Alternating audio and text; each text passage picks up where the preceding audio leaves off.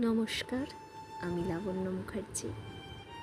আজ যে লেখাটি আপনাদের পড়ে শোনাব সেটি কাব্যকণ্ঠ পেজেরই খুব বাস্তব একটি লেখা। আনন্দ সবসময় শিশুকালে।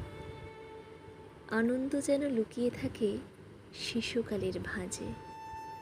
ছোট্ট সুখেই তখন মন ভরে যেত অচেনা আলোয়।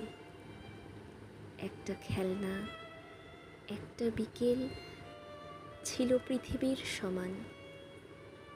অকারণ হাসিতে দিনগুলো কেটে যেত অনায়াসে।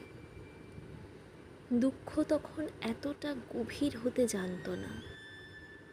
স্বপ্নগুলো ছিল আকাশের মতো বড়।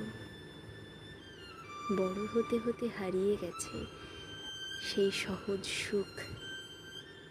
এখন আনন্দ খুঁজি, কিন্তু পাই না আর আগের মতো।